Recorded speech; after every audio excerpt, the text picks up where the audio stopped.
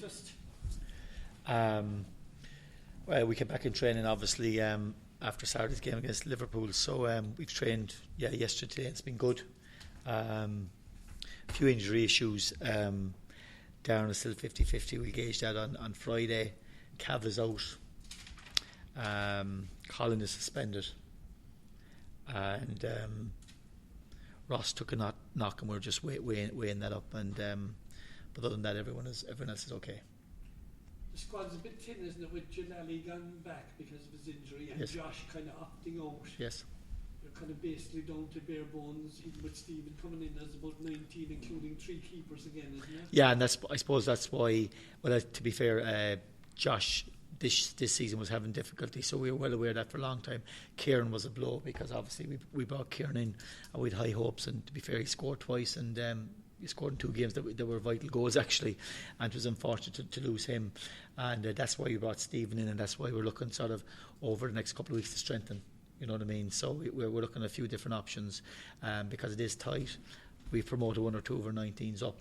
You know, Conor Ellis has come up. We have Craig Donlan and Timmy Murphy to come in training with us, and young Danny O'Connell as well. But they're all young, good lads, inexperienced of course, but they'll give us numbers. But look, we're still looking at bringing in someone over the next 2 or 3 weeks. And the Billy Dennehy situation, is there any movement on that? At the moment, Billy isn't included for this weekend's match, so that's where it's at the moment. Anybody in front? I don't know. I'm hearing lots of rumours, but no one has contacted me directly. John, after the disappointment last week, how the squad reacted? I suppose the one thing since I've come into the club is there have been other occasions when we've got beaten and knocked down, and the response from the team has been fantastic. And it was disappointing because I think there was no doubt that Rogovic were a very good side. They had some exceptionally good players, but still we realised it was a game that we could have won. And that was a disappointment. But at the same time, look at training today and yesterday was absolutely fantastic. The guys were buzzing, and as I keep saying, we were never going to win a European competition. Yes, we'd have liked to progress to another round, but you look at the history of Irish clubs getting through 2 rounds, 3 rounds is max. And but the crucial thing for us is to make sure that we get back to basics, and we put ourselves in a position that we can get back challenging for the league and make sure that we're there at the end of the season to qualify for Europe. And so the training for the last 2 days has been great. Everyone's looking forward to the game against Longford. We know it's going to be tough, but there's a feeling that I think every fella's refocused, and I suppose after the taste of Europe, the lads want more of it, and we have to be in the top 3 for that. It's important, John, to bounce back from the European defeat and keep that unbeaten away record going on, stretching to 9 matches. Yeah, and I think if you look in from the outside, Europe was a bonus for us. Like, we hadn't been there for so long. We qualified in the last season. There was a lot of hype with it. We had 2 very tough games, and of course you're disappointed when you lose. But at the end of the day, as I said, in Europe you weren't going to go too far, maybe a couple of rounds max. And the most important thing for us is that after getting a taste of it, is that crucially we have to be in the top 3 this year to be in Europe. And as I keep saying, the Dock have up in the big lead. They don't play for a couple of weeks. Gives us an opportunity to close the gap again this weekend, and that's what we have to do. And crucially, we have to make sure that we're back to basics and keep the pressure on and stay in contention for the league and stay in contention for Europe. What would you say, Longford going into the match now? You see the race is suspended and they have 1 or 2 injuries as well. Well, to be fair to Tony, he's done an exceptional job there because they're semi-professional, and what he's done is he's a bit like Bohemians. He's picked up a lot of guys who don't want to go full time, who have good secure jobs and who want to train 3-4 times a week but don't want to turn full time. And he's picked up a lot of good players. And I think the pleasing thing for Tony is that, and I think credit to Longford, I think he's the longest serving manager in the league, and they've been in the first division a long time, and there was a lot of gloom and doom with them at times when they didn't get promoted, but they stuck with him because he was working very hard in the background to get Longford up, and I think it's paid dividends. And he's tremendous support on the ground there, and he's built a good side. They're mid-table, they're comfortable. There's no question of them going any lower. If anything, they may even get into the top 5. It's quite possible. But I think from Tony's point of view, coming up, the crucial thing for him was to make an impact, which he's done, and they've done really, really well. And I suppose the way he'll look at it is that maintain it throughout the rest of the season, and then hopefully next year maybe kick on and get a bit higher up the table. And he's done tremendous. And obviously he's brought in last week Dean Kelly, who's been a very, very verbose, very good striker, and he scored. And so I've seen him quite a few times. In live, I've seen them. Obviously, we played them themselves, but I've seen them quite a few times at home in their own ground, and they're certainly the type of team they love to have a go off teams, and certainly love to have a go off the bigger teams, and we're expecting that for Saturday night. They did in 3-2, and you watch it on Soccer Republic. Did a glorious chance to equalise, and I think. As Tony said himself, he had a few injuries, but last week. But at the same time, you look at the quarter side, Sullivan, Flynn, Rice. You look at the boy up front. There's a lot of talk about Gary Shaw has done really well, and a lot of the top clubs are looking at him. David Sullivan's got a lot of goals. They're after bringing in Dean Kelly, and then they have a few guys like Salmon and Kevin O'Connor who've been around. Connor Powell who've been around. So they have a lovely, I suppose, mixture. A lot of experienced guys, but still a lot of youth and up top. 2 guys that can score goals or 3 guys that can score goals, and I think that's really why they've been doing so well this year, is because O'Sullivan and Shaw have got a lot of goals amongst them, and whereas some teams that come up, they struggle to get goals, but Longford haven't, and that's why they've got so many good results. There's a lot of rumours flying around about Gavin Holan, and he got 90 minutes against Liverpool. Now with Colin out, is this week a weekend to give him his opportunity? Yeah, but from my own point of view, I went actively out to sign Gavin at the start of the year because I think he's a tremendous footballer, huge potential. The difference is, as I said, when a player comes from a club like Drogheda, who for the last number of years haven't been challenging, and the pressure is on to challenge. It's a different when you come down to an environment like Cork City and you're in front of 5,500 people, and everyone expects you to win the match and expects you to win the match well.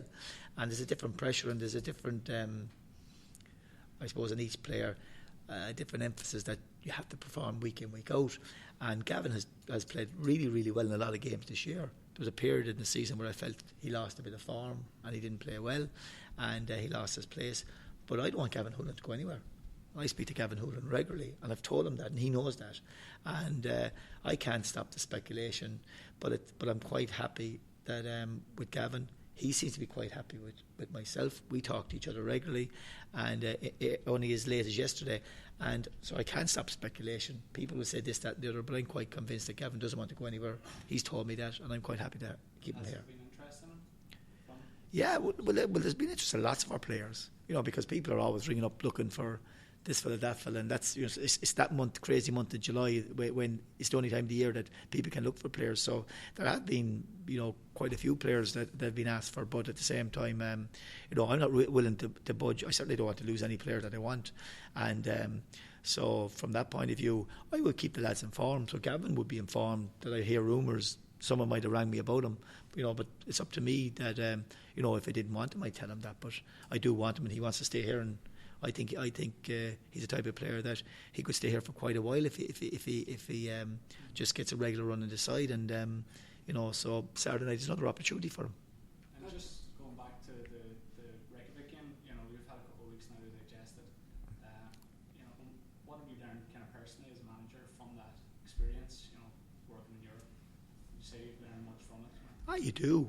We probably came up against a team. You see, perception is a funny thing, and we played a team that were seeded, but when the draw was made, everyone assumed we were in the next round. This team had been in Europe 13 years out of 14. But what it showed me was that we were very close, but certainly going forward, from my own point of view, I need to build a better team. And since I came in, the club had been nowhere for a long number of years. Last year was setting the foundations, building a team that did exceptionally well. This year we have a better team, whatever. But still, at the same time, I know to challenge regularly to be at the top in Ireland, we need a better team, and so going forward for Europe. You look at St. Pat's, it's their third year in a row they got beaten in the first round. Everyone says they were untouchable in this country 2 years ago. So it just shows you the type of players they have had, and they have found it difficult. But I've seen the difference is that while the gap between us and Reykjavik wasn't much, there was still a gap. They had 2 exceptional players on their team, and but at the same time, I still believe that, from my own point of view, I need to build a stronger team, a stronger club, and that's what I'm working every day for. And sometimes, people may not have patience with that, and I understand, but that's, I can do no more than work as hard as I can every day, do the best for this club, and that's what I do every day. And I still think that, that sometimes the reaction has been over the top, but that's Cork, that's Cork City, so I never thought it would be any different. And but so all I can do is keep positive, work as hard as I can, trust the people who work as hard with me on their opinions, and drive on from there. We've been very positive. We've done massive work in this club in the last year and a half. We've come from nowhere. You know what I mean? And you look at the players we've sold on, the way the club has been turned around, the gates, back into Europe, so, and we're second at the table and people are saying things aren't good. You know what I mean? So we need reality, to an extent, but at the same time, I understand the pressure of the club because we all want to win, and I still convinced that we are going to win. But at the same time, to ask about Europe, if you ask me if I was in Europe this time next year, what would I want? I'd want a stronger team. John, just don't regard Damien Duff side for Shamrock yes. And Lee Miller, Cork City. Yes. It's good for the league that they can attract these kind of international players back home. Well, I think what's good for the league is that you're getting players that still have, a number of years to offer. Now, we haven't seen Damien yet; he's been out injured. I think it's still a great signing because ultimately, he's a big name. He should attract a lot of PR with it. He should attract, I suppose, bigger crowds that people want to go out and see him. And I think it's all good, and but at the same time, the one note of caution I would have from Damien, he's not going to go into our league and waltz around everyone, because it's a competitive league, it's a tough league, and the standard is good. And sometimes when some of the guys come back in from international team or those type high profile players, some of them don't realise that the quality of a lot of the players is quite decent, so it's going to be a big challenge for Damien, but good luck to Rovers, and I think it's great for the league overall. John, agreement being reached for the Centre of Excellence in Glanmire, and a training base for yourself, has to be massively positive news for the club. It's the biggest news. It's the biggest news in the history of this club. Let's we all get disappointed when we lose a match. We're all elated when we win a match.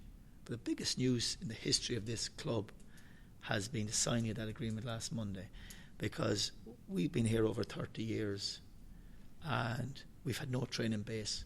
We had a short base for a period in Bishopstown in a venture that went sour.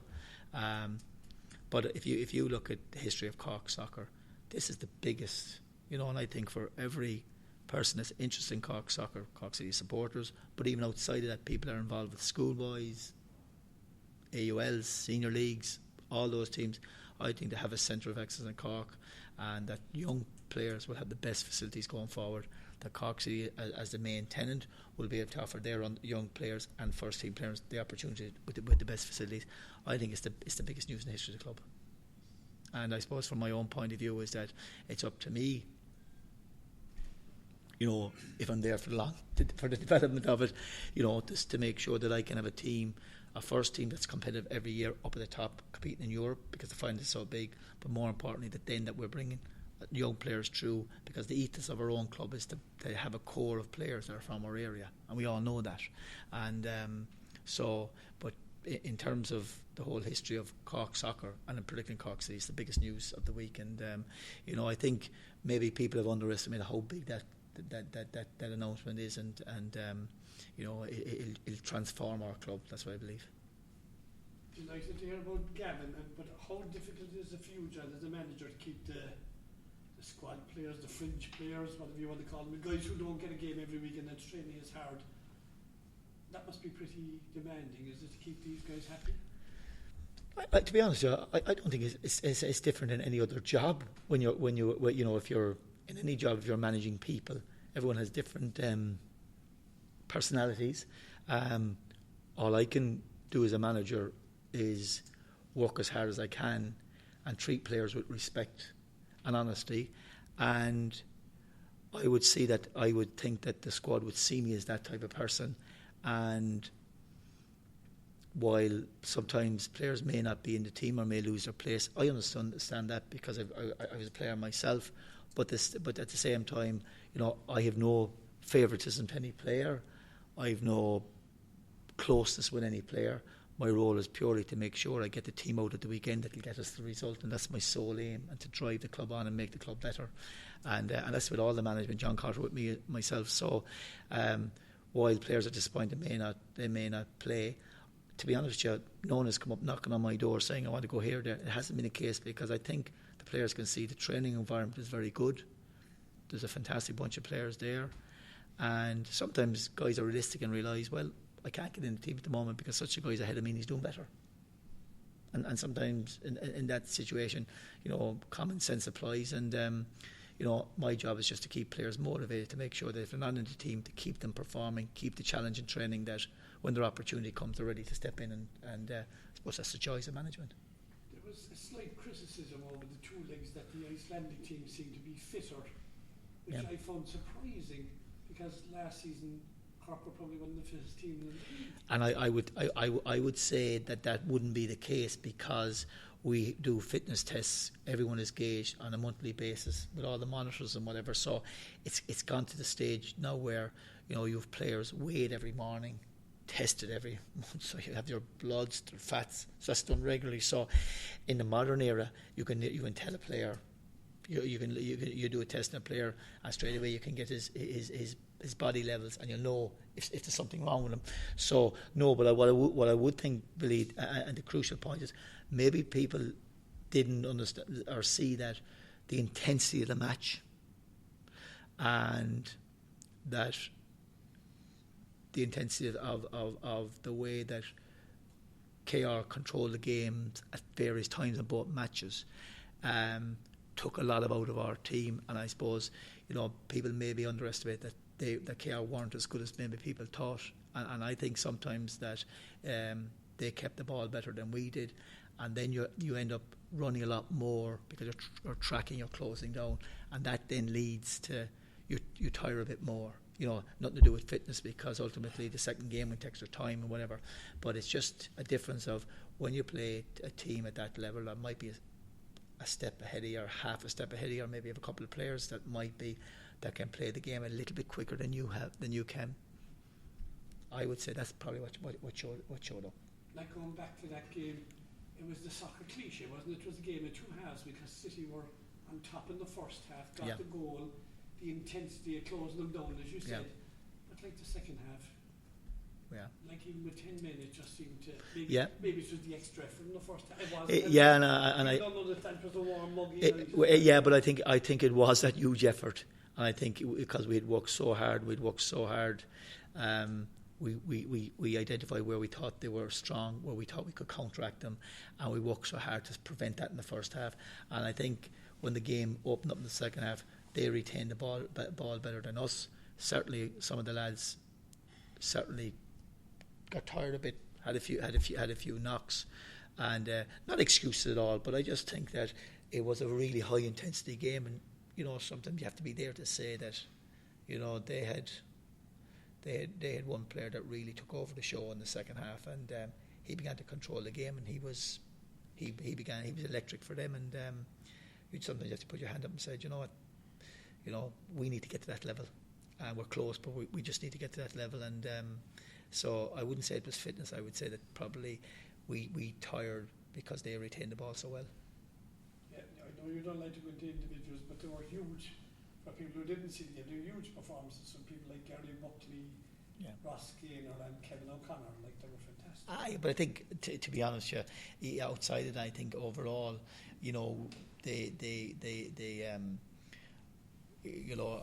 I could see the work and the harass and the closing down, the winning, the counter attack, and how quick we were on the break. I could see that, and right across the team, there was a phenomenal effort. Like, and I keep saying this, like Johnny had been out for 3 months. All the players you mentioned were outstanding, but I think everyone was, but definitely some players. Miller got a knock, Mark got unfortunately got a horrible bang, and it certainly disorientated him. And looking back at it, maybe he was the guy that maybe should have been taken off at half time because he got so many stitches in his forehead and he was disorientated. But Mark, being Mark, he's a strong man. He doesn't want to come off. He's, as everyone knows around this city, he'll run through the wall for you. But maybe in a top European tie, in hindsight afterwards, maybe, and looking at the medication he had to get after the game, maybe maybe the knock on the head had knocked him a little bit for a game like that, But in saying that, as a manager, these guys have given everything for me. They've given everything for the club, but it's my job to make us better, and that's what I'm trying to do. John, Limerick's chairman Pat O'Sullivan was on radio this morning talking about looking at players in Greece. It's kind of, it appeared like a novel approach to player recruitment. Is that something that Cork City or Irish clubs in general should look into, expanding the search further than Britain and Ireland? I think all good managers work hard to bring players in from wherever they can. The only scenario is that you have the players that can come in and speak your language. Okay, you see, how to put it this way? You look at probably English clubs or whatever. They have so much of a backroom staff. They have interpreters. They have, every player nearly has a guide with them.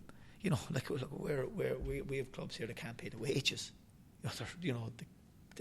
They haven't even got good facilities. But at the same time, do we look like we brought a player in the weekend there from Holland?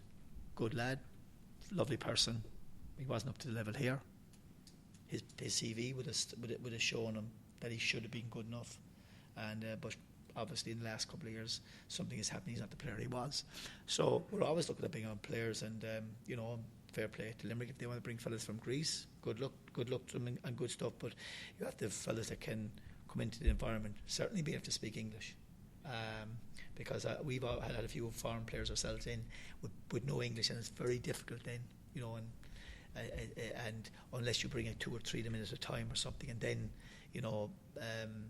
from our own point of view and our own ethos is that we generally like to bring our underage players through. Sometimes the better players are sitting right under your nose, you would say, like you don't have to look further.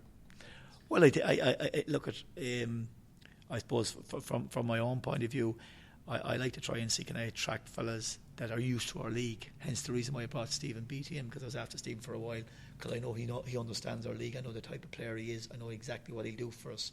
And from my own point of view, for me, obviously to bring in an outside player, a player from across Channel or from Europe, that's okay, but they're not that easy to come across. And generally speaking, I think you're better off in the overall picture sticking with the guys that can deliver week in, week out at this level. Stephen, you're in only a few weeks now. Obviously you've missed the European trip, but what are your impressions so far? Very, very impressed. From the guys in the dressing room to the management to the playing area to the practice area, everyone's just top notch. And to be honest with you, it's something I'm not used to. But I feel I'm only going to thrive as a player, being in that environment day in, day out. And then when it comes to the weekend, playing lacrosse every second week, as a footballer, I'm only going to get better. So I'm looking forward to the challenge. Even though it was only a friendly last Saturday night, when the crowd was there again, it was about 4,500. Makes a difference. Electric. I mean, as you said, a friendly. But that's what I expect from Cork City, and that's what I expect from Cork City fans. It's a unique place, it really is. And as I said, walking out in Turner's Cross is going to be a spectacle. It is going to take a bit of getting used to. There's that added pressure, but that's the reason why I came to Cork City. I want that pressure. I want that week in, week out.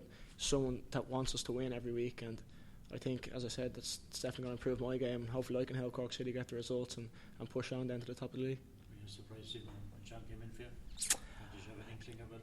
I had an inkling because it's been a few times. I have a good relationship with John, and in fairness to John, he stuck with me when I chose to follow on to Sligo. Obviously in hindsight, viciously bad decision, but I'm going to make it up to him now that I finally got here, and he's shown respect to me to keep going and chasing me down, and I finally committed to Cork City, so I'm going to repay him back with good performances hopefully, and just work hard and train. And if I get into the matches or start the match, doesn't matter, I'm still going to work my socks off for John and for the team. I want to start Saturday. Yeah, I've trained away. No, I done well in Sligo, so I was fit, came in fit, no injuries. Played an hour against Liverpool, enjoyed it. Still not really game fit, so that 60 minutes helped. But I'll be ready to go. We had a great session Monday, another great session today. Very intense, but that's what I needed. So we're going to carry that into the Longford game now. And as I said, if I start or if I come on, it's going to be the same. I'm going to give 100% anyway. What kind of odds for that goal you got in the first match this season? I feel a bit guilty now, to be honest. I can see that. Yeah, I really do. The gap with Dundalk would have been a bit shorter. Yeah. But no, that's when I'm wearing the green of Cork City now. It's a huge responsibility. But it's a definite challenge I think I'm going to benefit from, and I think the football club's going to benefit. I think it's going to be a very good relationship. And I said in the newspaper the other day, I think even from being here a week or two, I can see myself, if I do well this year, kicking on there for another few years. And I haven't said that about a club I've been at yet. Being at Bows, being at Sligo, being abroad. But there's a real community atmosphere and just a whole fan environment, and the players. It's a unique. It's hard to describe. It's a unique environment. Like the friendliness that everyone walked in the first day was something I haven't experienced. Usually, grown men, it takes a while for someone to get used to. You're coming into their territory, but everyone welcomed me with open arms, and I'm the sort of lad that I get on with most people, so I think it's going to be beneficial both sides. Steve, what do you think you're bringing for the team? First off, hard work. A bit like Mark O'Sullivan, whether you like it or not, I'll run through a wall. But I can play a bit of football as well. I like to take people on, set up chances, score goals. I would have been liked being on the score sheet more this season than last season. But with Bowes, I'm a very versatile player, so Owen played me right full in one of the games. They ended up staying there for 9 games. I played left full against City in the FAI Cup. So if the manager tells me to play centre-half, I play centre-half. That's the sort of lad I am. Once I'm out there playing football and playing well, and we're winning games. But I'm definitely going to bring maybe a bit of flair, creativity. That there's obviously a big gap now in the wings. We're a bit short in the wings. I think I can exploit that for my benefit, where I can nail down a place there and hopefully play in, week out. And I think the City crowd will like me because I work hard. If I lose the ball, my head won't go down, I'll go get it back. I think I thrive off that, and then I'll just work my socks off for the club and for the lads. And that's what I'm big about, the lads in the dressing room, that you go to war with every one of them. So that's kind of lad I am. And where is your favourite position? Right wing. Yeah. I played in the hold and 10 role against Liverpool. Felt I'd done all right, but would have liked to have done a lot more. Didn't really know the position, but as I said, I can play anywhere.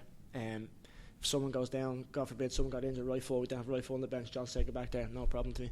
I go in there, do a job. Sometimes my own worst enemy, because I do all right there and then I don't move there for 6 games. But rather that than one lad that can just play in one position, that's it. So I think a bit of versatility to the team. There's a bit of a gap to Dundalk in first place. Do you reckon you can catch them? I do, yeah, and I said it to John, we spoke a couple of times before I signed. The thing with the Dundalk is they play the same team, give or take, week in, week out. You could pretty much name everyone was name their starting 11 every game, and it's going to be the same now in Europe with 2 very good games, very competitive games. So I think they're going to slip up in that department where they are going to get tired. And with the training we do here at City and the fitness levels we're at, we just have to keep winning our games. We keep looking above, we have to win our games. Starts on Saturday, 3 points at Longford. You can't look down the line when we play Dundalk or when we play someone else. You have to beat what's in front of you, and Longford's in front of us now on Saturday. But I really believe you can catch them. As I look at City last year, down to the wire, down to the last game. A lot of people said the league was over, 3-4, get 5 games out. But with John's mentality and the mentality of the boys in the dressing room, there's no chance that's ever going to happen. So, no, I think we can catch them. Are you looking forward to playing in Turner's Cross in front of probably the best supporters in the country? They are the best supporters in the country. Because as an away player, I loved it. I love the environment, the hostility. So now that from a home perspective is brilliant. I just used to, for some reason, just up my game to another level every time I played in Turner's. And John would probably kill me because I scored against him a few times. But that's the way it is down here. And I talked to Dave McCahey before I came down here. Was here at the start of the year, and he just spoke volumes of the place. And a couple of old pros that have been around the league, when I spoke about the decision, I said, look, you're going to love it, and Turner's Cross is a special place. So brilliant fans, just can't wait to get going in front of them. Can't come soon enough. Obviously away game in Longford, keep our away form going, as you said, and then into Turner's Cross. Bowes, of course. And Bowes at the whole match. Bowes, yeah. Mum and Dad will be down for that one, all right. Just it'd be another old friends, but once you cross that white line, there's no friends in football. Absolutely not. I've seen it numerous times, so I'll be going into tackles like I'm playing Dundalk or anyone else. There's no fear of that. I'm from Skerries in North Dublin, yeah. Oh, I've moved down, yeah. I've moved down here. I'm permanently down here now since Saturday. I'm not a proper dub. I was in Iceland, I was in America, I was in Puerto Rico, and I was in Toronto FC in the MLS. What age you know? 26. Babyface 26. When you signed for Cork City, you said you were signing for the biggest club in Yeah. Ireland. Did you get a lot of stick for that? Not really, but I mean it. I've always said now, my career as 26, I'm not going to keep going that level. I want to keep going up and up. I think you're not a footballer, you don't want to succeed if you're just happy staying at the same level and not progressing in your career. So Cork City, look, second last year, Europe this year, I think had a massive shot advancing against KR Reykjavik in the next round, but still second in the league again. So arguably the biggest club in the country. I'd argue the case. Obviously, I would argue the case, but I stand by the statement. Absolutely, and I've been involved. Even people were touting Sligo last year as being a massive club. From the professionalism I've seen here in the last week, not a chance. This is where I want to be at. Absolutely. Consistently the biggest, and I think that's the bit. You see teams even in Dublin where the big Dublin derby bowls, you might get 900 at a home game, then you play Shamrock Rovers next game, you get 4,000. Whereas Cork City, you average the same high levels every week. And even great away fans too. They had great away fan when we played in Sligo. I can say that now. So it's definitely and that's a big pulling factor as a player. Like, ask any player to want to play in front of the biggest crowds. Yeah, the average home gate in the league last year was 3,775, which is phenomenal. For the League of Ireland, it's phenomenal. Week in, week out, and better than League 1, League 2. Absolutely, yeah. And I think the best part of this club is that it's fan owned. I've done my research. I watched that documentary just got released, and goosebumps. Hadn't kicked the ball for Cork City, but had goosebumps. And I think that's what this club is all about. It gives you, as a player, you can relate to that. You're like, this means something to everyone around here. It's a unique football club, and delighted to be a part of it.